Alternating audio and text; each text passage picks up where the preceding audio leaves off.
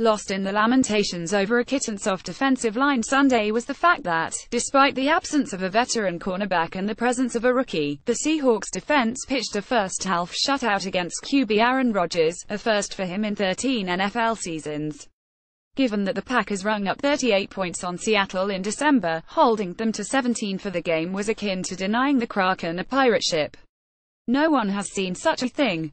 It was hard for the Packers to get in position to make a touchdown, Coach Pete Carroll said Wednesday as practice began for the home opener Sunday against San Francisco.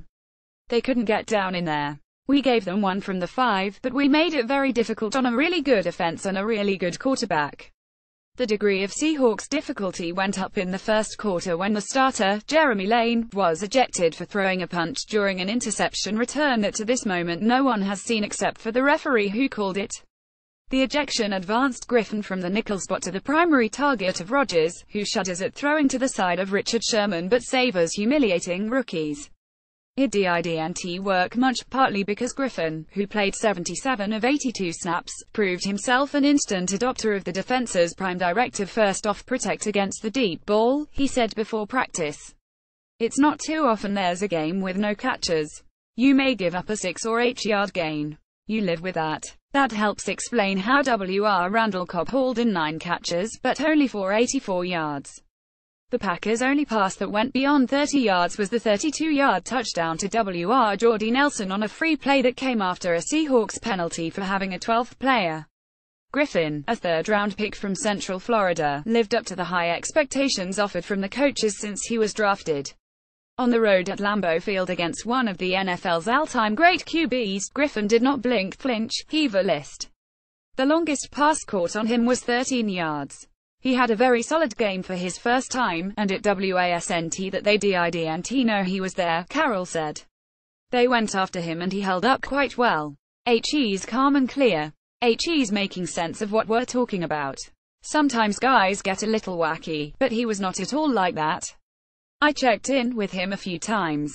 He was very poised about how things were going and how it felt to be playing in a big-time game in the NFL for the first time. He's really just an impressive kid. Told of Carroll's remarks, Griffin smiled, something he does a lot.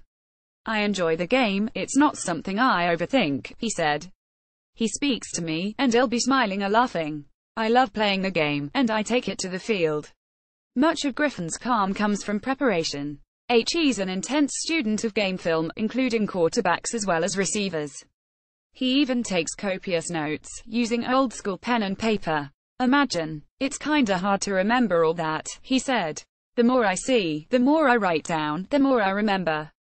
So 20th century. But so effective. He said the passion for preparation comes from his father, who offered his son another example over the weekend. The family home in St.